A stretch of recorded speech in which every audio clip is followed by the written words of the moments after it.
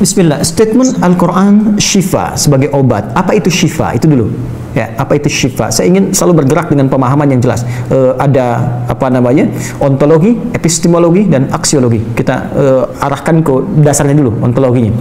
Quran surah ke-17 Al-Isra. Ya, di ayat yang ke-82. Ya, Allah memberikan statement tentang syifa di situ. Ya, paling kiri agak ke tengah sedikit. Wa nunazzilu minal Qur'ani ma huwa syifaa'un wa rahmatul lil mu'minin wa la yazidul zalimina illa khasara. Wa nunazzilu minal Qur'an, dan kami turunkan dari ayat-ayat Quran itu, minnya tab'id, menunjuk pada sebagian.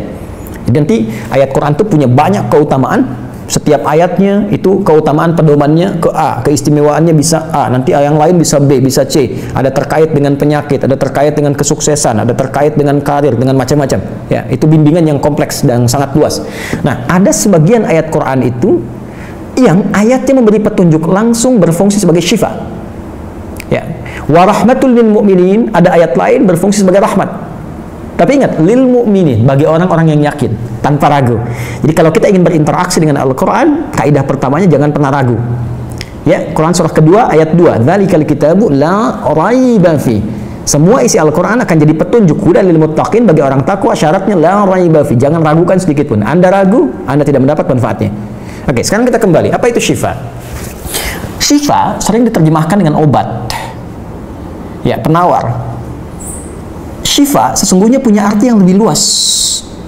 Ya, obat itu di dalam Al-Quran, bahasa diksi Al-Quran, juga hadis, bahkan standar bahasa Arab biasa, itu setidaknya punya dua, ya, diksi dari dua kasus yang terjadi. Ya. Satu begini, jika penyakit ya, yang butuh obat, penyakitnya itu berupa penyakit fisik saja, secara fisikal.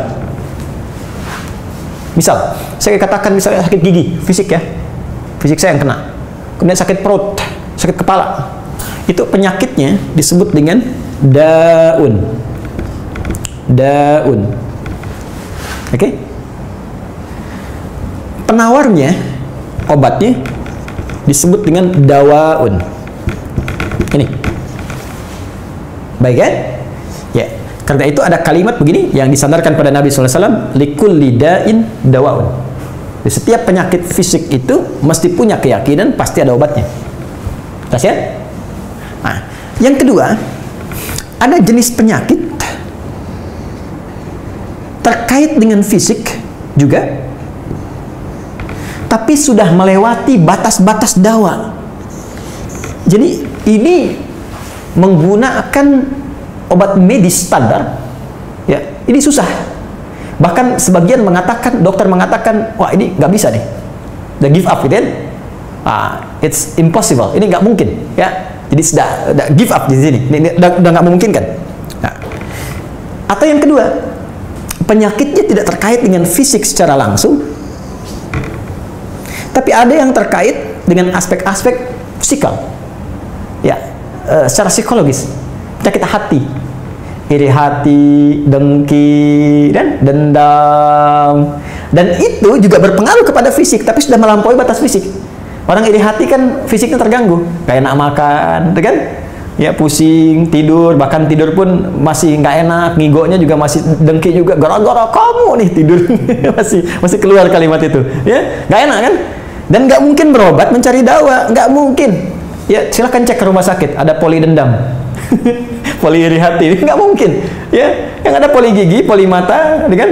Ya, poli iri hati, poli dendam, nggak ada, poligami nggak ada di rumah sakit. Anda nggak mungkin menemukan itu. Ya, nah, maka penyakit yang lebih lekat kepada aspek non fisik itu seringkali diistilahkan oleh Al-Quran dengan kata marad, namanya maradun. Ya, penyakit hati. Karena itu ketika Allah menyifati orang munafik yang hatinya bermasalah, Allah tidak menyebutkan kata daun, tapi menyebutkan kata marad. Silahkan cek di Quran surah kedua Al-Baqarah ayat 10, fi qulubihim marad. Ya, di dalam hati mereka ada penyakit. Hati yang di sini bukan hati fisik ya, ya, tapi sumber kehidupan kita. yang ditetapkan oleh roh. Nanti ketika fisik itu mulai sempurna selama 4 bulan jadi mudghah. Jadi kan ada 3 tahapan seperti kita ketahui, ya, dari mulai di Al-Arba'in, kalau kita baca Al-Arba'in Al-Imam An-Nawawi, hadis nomor yang keempat, ya, Abdullah bin Mas'ud radhiyallahu ta'ala anhu qala qala Rasulullah SAW huwa as-sadiqul masduq inna ahadakum yajma'u fi batni ummihi 40 yawman nutfah. 40 hari pertama, ya, itu baru berbentuk penyatuan, perpaduan antara spermatozoa dengan ovum, thumma yakunu alaihi alaqah, kemudian misla dzalika alaqah, 40 hari kedua berbentuk zigot yang telah menempel di dinding rahim, thumma yakunu misla dzalika mudghah, 40 hari ketiga berbentuk mudghah, daging keratan. Bahkan sudah jadi bahasa sekarang, ya, di masa kan bahasan janin, ya, di kurikulum kedokteran saya lihat redaksinya sama, mudghah, ya. Nah, dalam fase ini kemudian ditiupkan roh, ya, wa yursalu alaihimul malak, alaihil malak, dan diutus malaikat, wa yu'maru bi katbi arba'in, dan diperintahkan menetapkan 4 hal. Nah, saat ditiupkan roh ini, itu terjadi kemudian penyatuan antara fisik dengan roh. Itu ada di Quran surah ke-15, ya, ayat ke-28. Ya, wa idz qala rabbuka lil malaikati inni khaliqun basyaran min salsalin min hama'in masnun fa idza sawaituhu wa nafakhtu fihi min ruhi. Jadi roh masuk ke dalam jasad seseorang, ya, ke dalam fisik seseorang. Ketika sudah masuk, dia bisa bernafas, kan, ada kehidupan, unsur kehidupan. Karena itu nafas terambil dari bahasa Al-Qur'an. Jadi begitu kemudian sudah masuk roh ke dalam jiwa, menjadi nafas namanya, berubah dari roh jadi nafas, ya. Maka dia membawa 2 potensi, ya, ada fujur, ada takwa. Di Quran surah 91 ayat 7 sampai 10. Wa nafsi wa ma sawwaha fa alhamaha fujuraha wa taqwaha. Jelas, ya?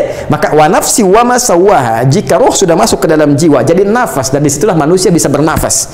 Tapi jangan lupa dia membawa 2 potensi, ada potensi kebaikan, takwa, ada katalis kebaikan. Saya tidak mengatakan yang buruk, itu katalisnya, jadi lawannya langsung, yaitu jujur lawannya dusta, ya, marah lawannya sabar. Yang sabar itu takwa, jujur itu takwa. Yang marah, yang sombong, yang bohong, itu namanya fujur, itu katalisnya.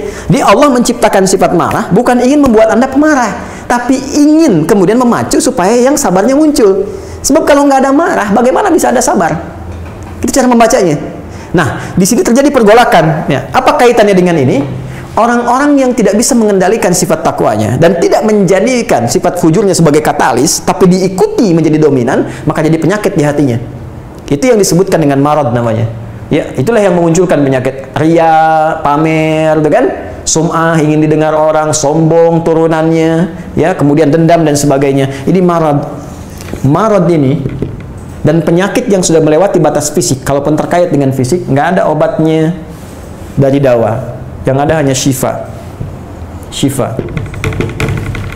Maka jika ada orang tertentu yang terkena penyakit fisik yang sudah di luar batas dawa, yang medis misalnya udah nggak bisa nih, ini nggak mungkin, maka beralihlah dari dawa ke syifa. Ini yang pernah dilakukan oleh Nabi Ayyub alaihissalam. Ketika diuji dengan penyakit, Allah contohkan langsung supaya kita bisa meniru. Bukankah ayat ini turun ketika Nabi diuji dengan penyakit? Ya, supaya memohon kepada Allah. Jadi kan Nabi Ayub kan divonis dengan penyakit yang tidak pernah diderita oleh orang sebelum beliau, tidak akan dirasakan oleh orang setelahnya. Yang paling menarik apa yang dilakukan? Ketika semua mengatakan nggak mungkin, lalu turun kemudian gambaran dari Allah. Quran surah ke-21 ayat 83 sampai 84. Wa ayyuba, pakai fathah loh, bukan dhamma, bukan kasrah. Ya, fathah itu menunjukkan sesuatu di masa lalu untuk dibuka bagi orang di masa depan. Ya, fataha itu dibuka, itu ilmu lughahnya. Saya spesialisasi di bahasa Arab. Jadi di antara makna itu fathah, kenapa ada fathah, ada dhamma, ada kasrah, itu ada maknanya. Wa ayyuba, dan kami buka kisah Ayub di masa lalu sebagai inspirasi untuk orang di masa depan. Idnada rabbahu anni masanni yadhurru wa anta arhamur rahimin. Ketika beliau mulai meninggalkan opini manusia dan mulai kembali kepada Allah dengan sangat kuat untuk spesifik memohon kesembuhannya. Ya Allah, penyakit ini sudah mengganggu saya untuk ibadah, itu poinnya. Untuk ibadah. Jadi ternyata kalau ingin disembuhkan dengan cepat, arahkan kesembuhan itu untuk niat kita beribadah. Kalau cuma pengen sembuh saja, jangankan Anda yang belum beriman pun kalau sakit pengen sembuh. Terus Anda tujuannya apa dari kesembuhan itu? Kalau cuma pengen minta dunia, apa dengan sakit belum cukup menjadikan Anda ingat Allah? Maka arahkan permohonan itu untuk kesembuhan supaya punya niat ibadah. Ya Allah, saya pengen sholat lagi. Ya Allah, saya pengen ke masjid lagi, pengen tahajud lagi. Mohon ya Allah, penyakit ini sudah mengganggu saya tahajud, saya pengen sholat lagi. Wa anta arhamur rahimin, sedangkan Engkau yang paling sayang kepada saya. Kalau yang Maha Penyayang saja tidak menyembuhkan tidak menyembuhkan saya, kepada siapa lagi saya mesti memohon? Nggak tahu apa yang terjadi. Begitu kalimat itu muncul dengan penuh kekuatan, keyakinan, visi yang benar, memanggil Allah dengan panggilan yang sangat halus, lembut, ya, terasa ke dalam jiwa, maka jawabannya tidak menunggu lama. Fastajabna lahu fakashafna ma bi min dhurrin wa atainahu ahlahu mithlahu ma'ahum rahmatan min indina wa dzikra lil 'abidin. Lihat ujung ayatnya. Kami langsung sembuhkan penyakitnya. Kami singkapkan semua rasa sakitnya. Kami kembalikan semua yang dia rasakan rugi. Biaya obatnya diganti dengan rezeki yang lain, kesulitannya dihilangkan, datangkan dengan yang lebih baik. Dan yang paling dahsyat lihat ujung ayatnya. Wa dzikra lil 'abidin. Kami jadikan inspirasi, pengingat bagi hamba-hamba Allah yang soleh, yang diuji dengan penyakit yang serupa, maka amalkan amalan Ayub untuk mencari syifa. Ya, maka ini ikhtiarnya. Termasuk syifa, bisa mengobati penyakit hati. Nah, lalu sekarang apa terapannya? Karena disebutkan ada ayat-ayat Quran berfokus sebagai syifa. Ya, ini yang digunakan sebagai zikir diantaranya. Apa itu? Tadi saya sampaikan Al-Fatihah. Ya, itu lengkap. Al-Fatihah itu disebut Syafiyah, surah Syafiyah, surat penyembuh. Silakan Anda buka semua kitab tafsir. Di antara fadilah surah Al-Fatihah, kisah pertamanya adalah kisah seorang kepala suku di Arab yang digigit kalajengking. Bayangkan, kalajengking Arab pada saat itu, ya, dan sudah kena racun dan sulit, orang semua sudah give up, ini nggak mungkin. Ya, apa yang terjadi? Ditemukan sahabat Nabi, secara singkat diketahui, ditanya ada yang bisa menyembuhkan, mereka berkata Allah yang menyembuhkan, tapi kami bisa berikhtiar.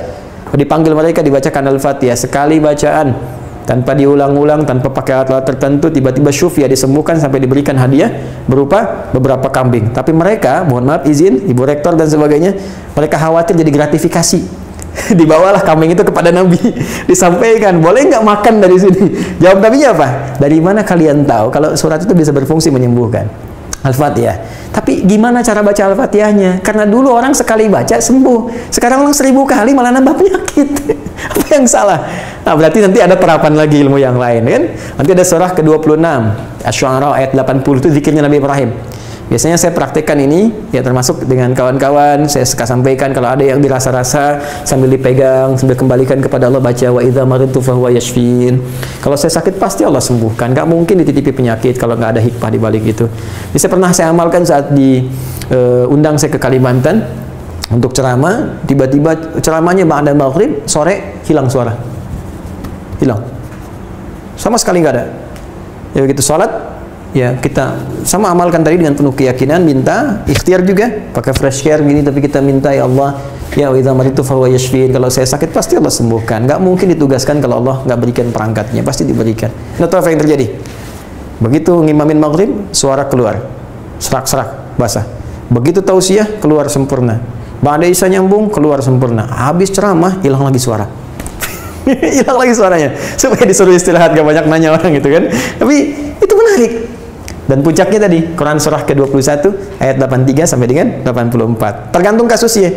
Kalau di kasusnya misalnya kasus mohon maaf ya terkait dengan kehamilan, nanti ada lagi yang lain ayat-ayatnya, ya. Misal di Quran surah ketiga ayat 38 sampai 39, nanti di Quran surah ke-19 menjelang persalinan dari ayat ke-25 sampai dengan ayat ke-26, nanti di Quran pas kalau sudah berkembang janinnya, ada di Quran surah ke-7 misalnya ayat 189 dengan doanya dan turunan lainnya. Bahkan bisa diamati teman-teman yang di SPOG misalnya, atau di kebidanan, ada nanti ayat-ayat spesifik. Quran surah ke-22 ayat yang kelima, ya ada di Quran surah ke-23 Al-Mu'minunnya, ya ayat 11 sampai 13 itu lengkap sekali. Kita bisa gali sampai ke situ. Itu yang kita maksudkan syifa. Jadi keluarkan ayat-ayatnya, tapi bukan sekedar dibaca, dalami isinya sehingga paham apa yang harus dilakukan. Karena di sini nanti ada konsep ikhtiar juga. Ikhtiarnya bagaimana, ya secara medisnya seperti apa, dan pertolongan kepada Allahnya bagaimana. Terakhir Nabi pernah datangi seseorang, dia minta disembuhkan. Ya Allah, ya Rasulullah, si fulan sakit, tolong sembuhkan. Kata Nabi, idzhab ila tabib, pergi ke dokter. Kata orang ini, Anda kan Nabi, tinggal berdoa disembuhkan. Jawab Nabi sangat elegan. Pertanyaan orang ini bagus, Anda Nabi, berdoa dikabulkan, pasti. Tapi jawab Nabi sungguh elegan. Kata Nabi, kesembuhan itu dititipkan di tangan para dokter. Jadi Nabi ingin memberikan satu isyarat, Anda tetap ikhtiar. Karena tidak selamanya Nabi akan hidup. Ya, karena itu dokter-dokter mesti belajar. Saya menambahkan dokter-dokter yang bisa belajar dari Quran juga. Saya mengharapkan nanti ada dokter mata yang hafal, ya, misalnya ayat-ayat tentang doa, ayat tentang mata, ya, riset tentang ayat-ayat mata, hadis-hadisnya apa, sehingga Anda bisa menerapkan resep-resep yang indah. Ya, waduh, kenapa nih dok, mata saya nih nggak bisa dikontrol nih, sakit. Kenapa? Saya kalau ngelihat tetangga beli kulkas sakit, ini kan nggak bisa dikasih obat tuh ya. Anda bisa kasih resep Quran surat sekian, ayat sekian, ayat sekian. Nah, itu yang banyak kejadian sekarang. Ya, orang matanya sehat tapi tidak bisa membedakan mana milik dia, mana milik orang lain. Demikian juga dengan yang lainnya. Itulah syifa. Wallahu taala a'lam bissawab.